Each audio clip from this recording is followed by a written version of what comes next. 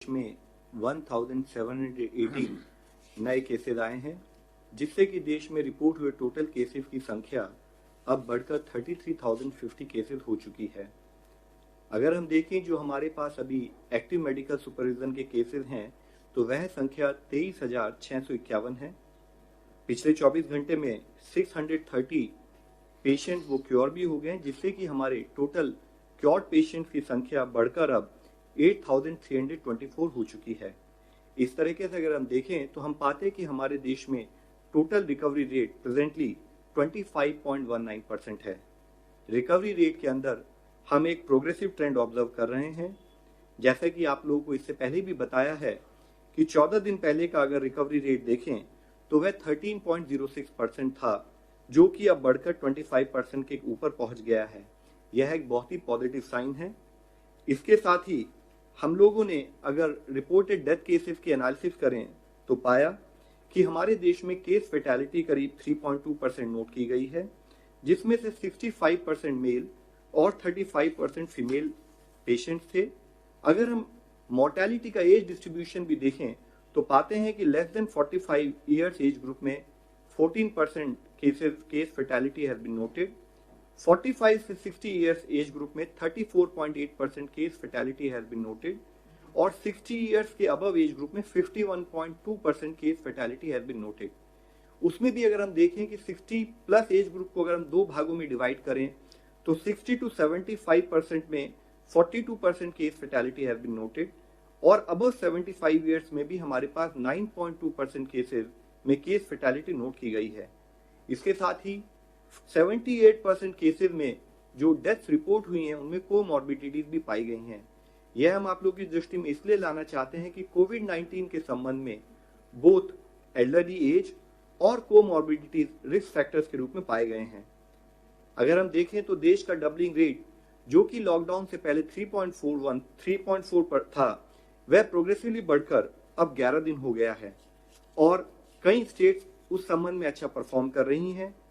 जैसे कि अगर हम देखें कि जो स्टेट देश के डबलिंग रेट से बेटर परफॉर्म कर रही हैं, यानी कि वहां पर केसेस की डबलिंग 11 दिन से भी ज्यादा हो रही है, 11 से 20 दिन के बीच में देखें तो हम देखते हैं कि दिल्ली में, उत्तर प्रदेश में, जम्मू कश्मीर में, उड़ीसा, राजस्थान, तमिलनाडु, पंजाब, इन स्टेट्स में डबलिंग रेट 11 से 20 दिन के बीच में पाया गया है। साथ ही 20 से 40 दिन का डबलिंग रेट कर्नाटका, लद्दाख, हरियाणा, उत्तराखंड और केरला में देखा गया है। इसके साथ ही कुछ स्टेट्स में अब 40 डेज का भी डबलिंग रेट नोट किया गया है। वह है असम, तेलंगाना, छत्तीसगढ़ और हिमाचल प्रदेश। यहाँ यह बात मुख्य है कि हमें समझना चाहिए कि ओवरऑल स्टेट का डबलिंग रेट अच्छा होते हुए भी हो सकता है कि उस स्टेट के कुछ जिलों में केसेस का डबलिंग रेट हाई हो। तो इसके लिए जरूरी है कि हम लोग ये ऑब्जर्व करें, ये इंश्योर करें कि हमारा जहां एक ओवरऑल देश का डबलिंग रेट बढ़े, यानी कि कम दिनों में ज्यादा दिनों में केसेस का डबलिंग हो, उसी हिसाब से हम अपने आइडेंटिफाइड हॉटस्पॉट्स में कंसंट्रेटेड वे में काम करें ताकि हम ओवरऑल डिजीज को इस देश में कंट्रोल कर सकें। इसके साथ ही स्वास्थ्य मंत्रालय की तरफ से हमने सब स्टेट से फिर से डिस्कस किया, उनको रिक्वेस्ट किया है कि कोविड-19 के केसेस को मैनेज करते समय हम ये भी इंश्योर करें कि non Covid related essential services सभी लोगों को प्रोवाइड की जाती रहें। नॉन कोविड इसेंशियल सर्विसेज के संबंध में ऑलरेडी 20 अप्रैल को एक डिटेल्ड गाइडलाइन जारी की गई थी, जिसके तहत हमने कहा था कि वह मैटरनल और चाइल्ड हेल्थ सर्विसेज हों, इम्यूनाइजेशन सर्विसेज हों, कम्युनिकेबल डिजीज जैसे tuberculosis, leprosy, vector borne diseases जैसे डेंगू, या साथ ही नॉन कम्युनिकेबल डिजीज जैसे कैंसर, डायलिसिस, ऐसी जो भी डिजीजेज हो उनकी सर्विसेज भी रेगुलरली लोगों को प्रोवाइड करती रहनी चाहिए।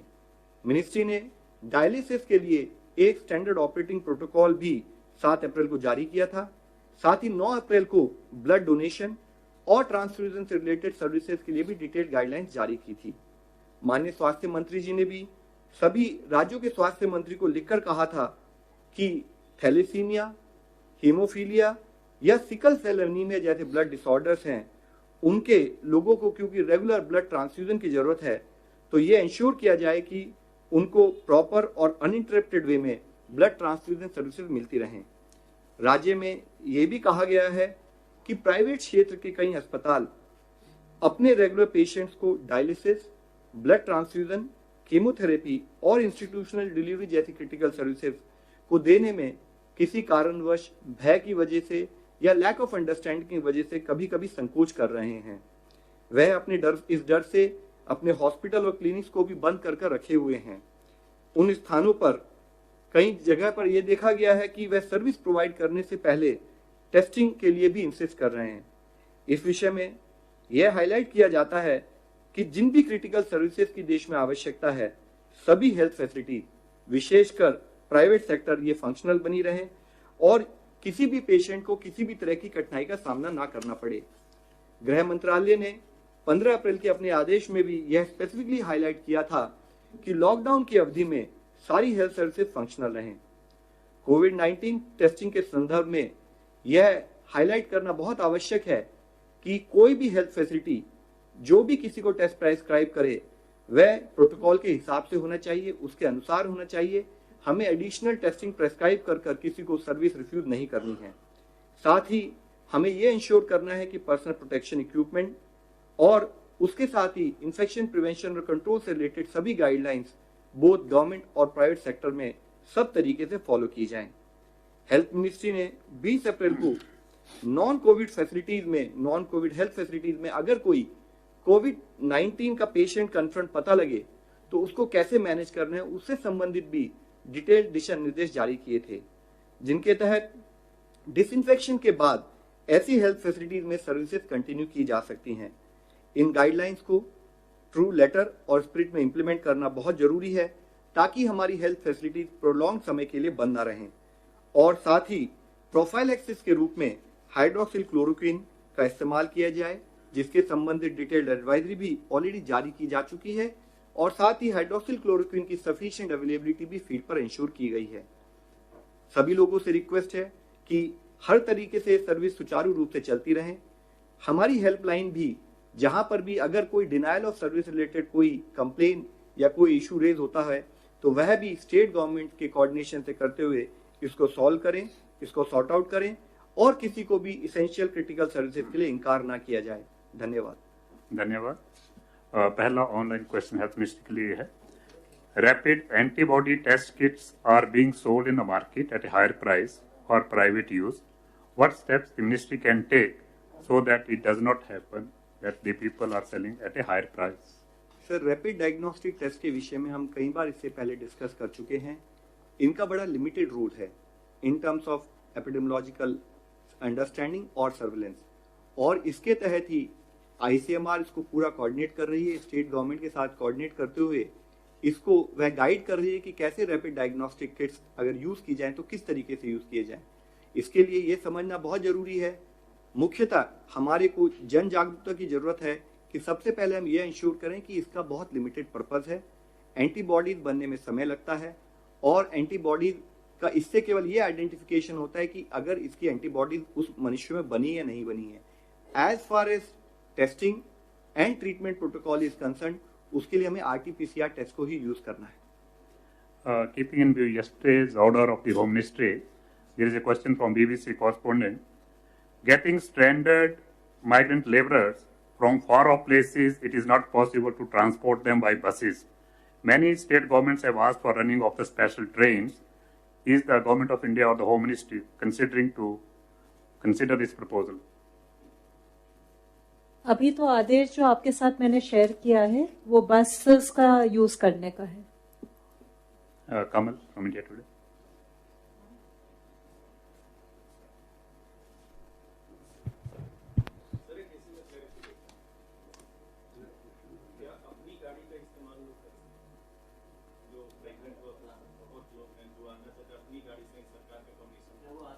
I think Home Ministry can clarify, but beginning the order is very clear. It's about groups of persons. You have to take the permission from the starting point as well as coordinate with the ending point. That is not with the procedure. Yeah, come. Sir, US has talked about remdesivir. You want to know how positive are you about this particular treatment? And is there something about the copyright or something to do with this a certain? Ma'am, we don't have a concept of copyright in medicine. I'll just like to highlight. and remdesivir is one of the medical protocol which is being examined world over. And beside that, there are other protocols which are being considered. I have highlighted it in earlier times also. So based on how the situation emerged, because as of now there is no confirmed treatment in terms of identification that this is the particular treatment protocol which has to be followed. All are still under examination. If you are talking about remdesivir, so it is also one of the study which has got published, which also was done by United States National Institute of Allergic and Infectious Diseases. There also the study did not conclusively prove as of now that yes, it is going to be 100% helpful. However, we are waiting for larger evidence to be generated for us to take a meaningful action at the field level. And so there is a Hyderabad-based lab which is doing controlled growth of viruses at the CCMB lab. Would you be able to elaborate on that?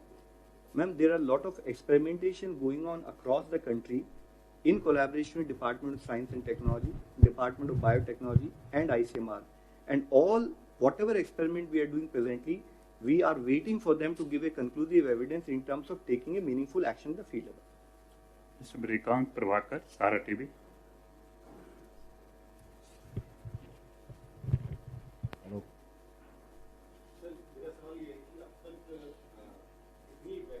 या कितनी medicine आप लोगों के पास trial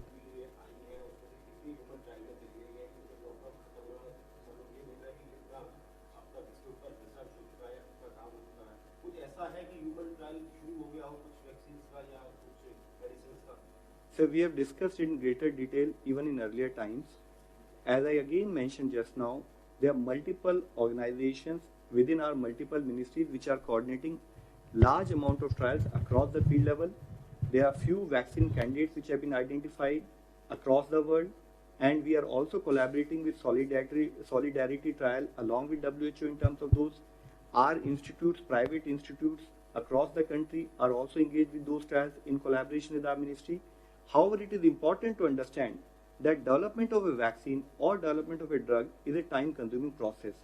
There are different stages which have to be passed in terms of understanding that it will be safe and efficacious in terms of usage at the human level. So based on that, all the different stages, the trials are at different levels. Nothing conclusive have come in terms of identifying. As far as India is concerned, we had identified hydroxychloroquine to begin with as a prophylaxis treatment. Another online question. The government has shared the definition of various red zones, orange zones and green zones.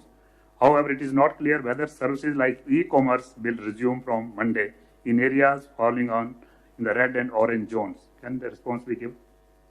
This is from Sunil Dang, editor of Day After. We should wait for the new orders to come out. Okay. Mohit Dubey, News Nation.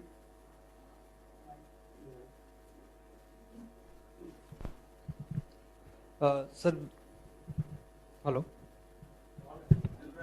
Sir, मेरा सवाल आपसे है कि जो आपने अभी स्थितियां बताई हैं कि लगातार जो कोरोना संक्रमण है वो कहीं ना कहीं कम होता जा रहा है, जो प्रदेशों की जो स्थितियां हैं वहां पे भी परफॉर्मेंस ठीक है, तो क्या लॉकडाउन का जो वक्त है वो 3 तारीख तक ही है? हेल्थ मिनिस्ट्री क्या एडवाइस करेगी कि क्या आने वाले दिनों में लॉकडाउन को बढ़ाया जाए, क्योंकि पूरा देश जानना चाहता है कि लॉकडाउन की स्थितियां आगे क्या होने वाली हैं? Sir, from health ministry side we are very clear, we have to ensure कि जो एक फिजिकल डिस्टेंसिंग जो कॉन्सेप्ट है उसको हम एक बिहेवियरल चेंज के रूप में अपनी जो अपनी रेगुलर प्रतिचर्या है जो है उसमें उसको इंक्लूड करें ताकि हम चेन ऑफ ट्रांसमिशन को ब्रेक कर सकें। उसके साथ ही उतना ही जरूरी है कि हम कंटेनमेंट मेजर्स पर फोकस करें। जैसे मैंने आपको बताया है, हमारे यहाँ कुछ सक्सेसेस हैं, काफ़ी अच्छी सक्सेसेस हैं, उसके साथ ही हमारे यहाँ कुछ एरियाज ऑफ कंसर्न भी डेवलप होते हैं। तो हम स्टेट्स के साथ कोऑर्डिनेट करते हुए जो भी हमारे एरियाज है जहाँ पर कि ज़्यादा केसेस पाए जा रहे हैं वहाँ पर both physical distancing as well as containment measures पर कोऑर्डिनेट कर रहे हैं। Online, in fact, it's not a question, it's a suggestion to the Health Ministry that Health Ministry should make public the list of all dedicated COVID hospitals across India so that the patients know where to go. But I think this has been discussed earlier. Prashant, AVP News. Okay. So last question from Ashok, ANI.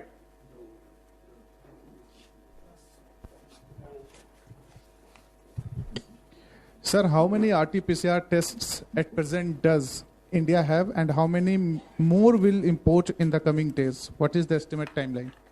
Sir, as we have discussed earlier also, RT-PCR test availability from one single lab. Today we have taken it to 292 government facilities and 97 private facilities across the country.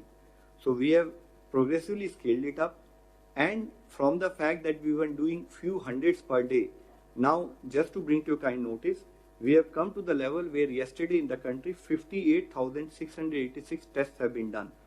And if you see the average number of tests performed per day for the RT-PCR in the country for the last 5 days, the figure has progressively increased and it has come to 49,800 tests on an average per day conducted in the last 5 days.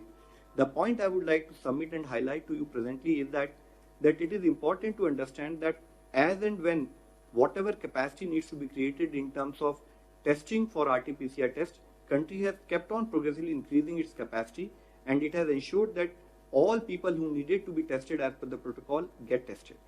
Thank you very much, friends. Thank you.